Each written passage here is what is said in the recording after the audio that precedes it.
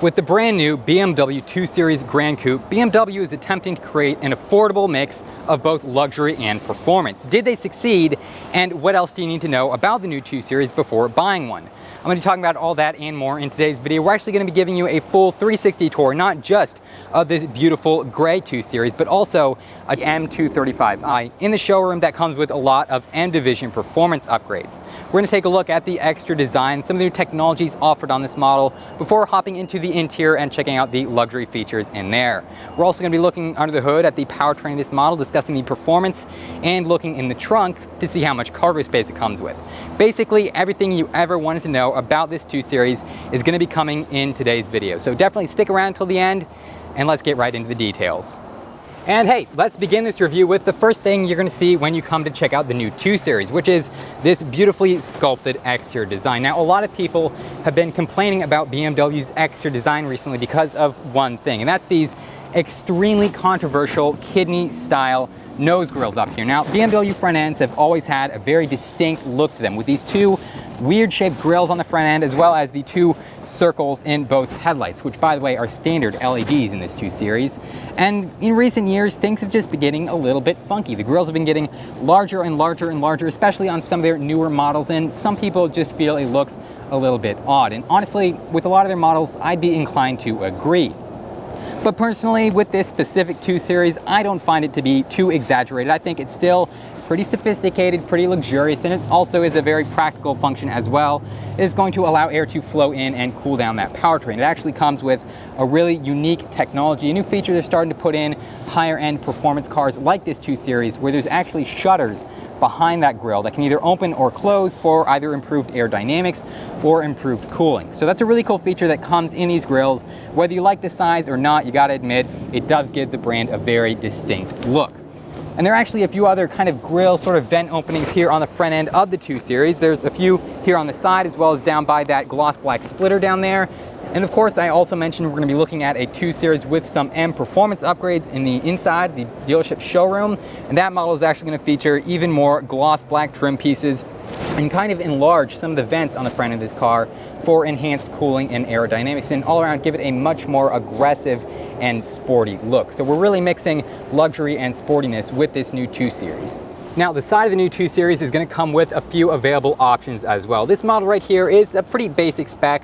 The standard 2 Series is actually going to come with some pretty standard 17-inch wheels, as well as some satin aluminum trim around the window. All around, it looks pretty nice, but it's nothing special. That's why BMW also offers some M performance upgrades here on the side. You can actually upgrade the design on the side of your 2 Series with 18 or 19-inch wheels with more aggressive and sporty styling. You can actually get gloss black around this window trim. What that's going to do is actually create a very sharp, contrasted look on the side here and really highlight a really unique feature that is featured on almost all BMWs. It's actually this little bit right here called the Hofmeister kink, and that creates a very cool profile on the side of the car that is, again, pretty recognizable and unique. BMW does a fantastic job with the design of their cars when it comes to standing out from the competition, and the Hofmeister kink is just one example of the timeless, iconic design that has been featured on their brand for decades.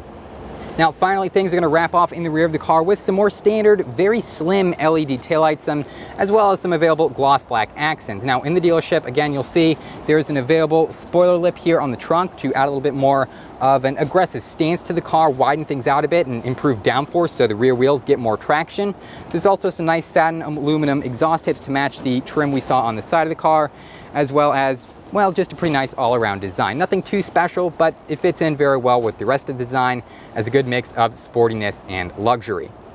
But as sporty as the extra design of the new 2 Series is, you also wanted to back up those looks with good performance under the hood. So I'm happy to say BMW offers the 2 Series with a standard 2-liter twin-scroll turbocharged 4-cylinder engine. Now, when I say twin-scroll turbocharged, that is BMW jargon. It's supposed to make you think that it has 2 turbochargers, but it doesn't. There's only one under there. It just has a unique internal design that's going to help it spool up a little bit faster.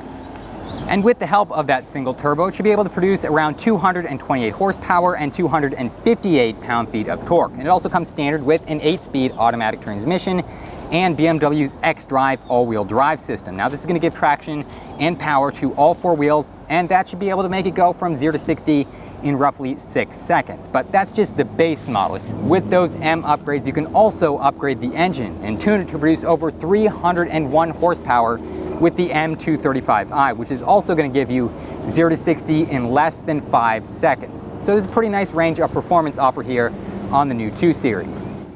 So now we've moved inside the dealership so I can show you guys around the interior of the new 2 Series Gran Coupe. And I gotta say, BMW probably did a better job with the interior of this car than they did with the exterior. And I'm finding that true with a lot of models in their lineup. The exterior design, like I said, just starting to get a little bit clunky with those enormous kidney-style grills, whereas the interior retains a fantastic, stylish, ergonomic, and premium design to it. They've used a lot of nice materials in here. For example, in the base 2 Series Gran Coupe, you're going to find a faux leatherette called Sensitech. It's very soft, very premium, very durable. But if faux leather isn't enough for you, BMW also offers a genuine leather upgrade in the upper trim levels of the 2 Series, like we see in this model. And this material is very soft, very nice to feel. It makes the interior feel really classy. But they've also included a lot of other cool features other than just the nice design and the nice materials. For example, as standard, the 2 Series is going to come with a 10-way power adjustable driver's seat. Now, what I love most about this interior, and particularly these seats, is that they have a fantastic mix of both sporty and luxury. They feature that high quality premium material and plenty of cushion, but they also have a subtle sporty design to them as well, with aggressive side bolsters. And these side bolsters don't hinder you too much getting in and out of the car, but once you're in the seats, they're going to do a great job of holding you in when you want to get a little bit rowdy on the back roads. So I love these seats, and I love everything about the sporty design of this interior. Now, speaking of sporty, this 2 Series right here does feature a couple M upgrades. Now, if you don't know about M, that is BMW's sport division. They offer a lot of really sporty upgrades to help improve the performance aspects of your 2 Series. And for example, we have an M-style steering wheel in here. This features a very nice, genuine leather wrap design with some solid chrome highlights around it, as well as a 3-spoke layout that is very comfortable to hold.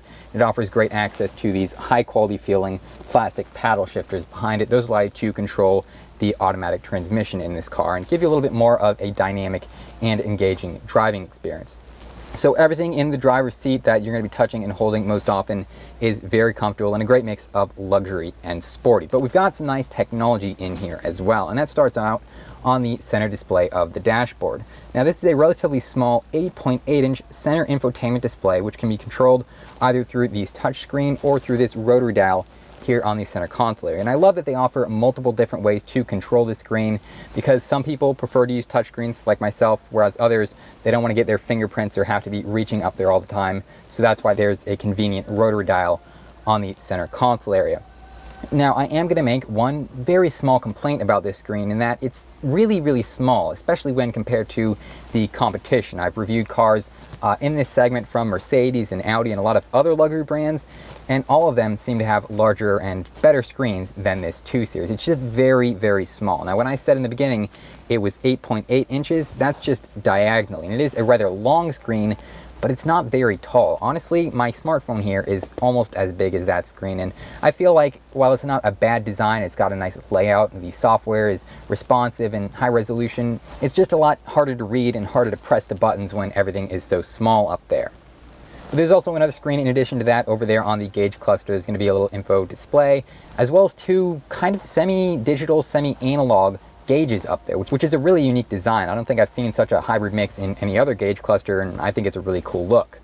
In terms of space, there is plenty of room up here in the front seats, and there's actually multiple cup holders so you can store your drinks and your snacks. Plus, there is a USB charge port, a 12-volt power outlet, and a wireless charge pad up there on the center console area, which is going to allow you to charge your phone without having to mess with a tangle of wires. A really nice feature that is starting to be seen in a lot more luxury cars.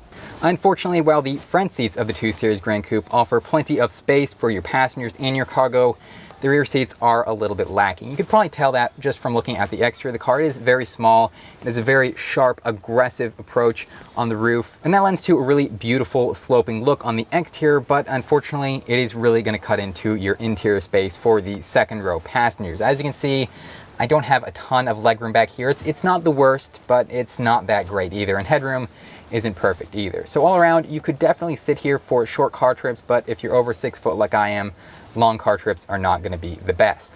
But there are a few nice amenities back here. The seats feature the same soft leather design that the front seats do, so they do feel very nice even if they don't offer much space. There's also a couple USB-C charge ports, as well as some air vents for the rear passengers. I've noticed a lot of manufacturers really skimp on the rear seats. You don't tend to look at rear seats of a car when you're going to buy it, especially a small car like this 2 Series. So a lot of times they tend to not include some important features back here, but BMW definitely made sure these passengers would be as comfortable as possible with the limited space by including these air vents, the nice audio system back here, the same trim as in the front, and those charge ports. However, the rear trunk area is also going to be pretty limited. There's not a ton of space back there.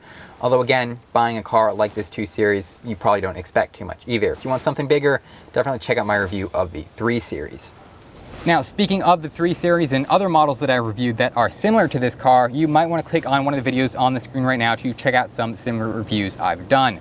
Also, huge shout out and special thank you to Furman BMW here in Florida for providing me with this 2 Series to review today. There'll be a link to their inventory below.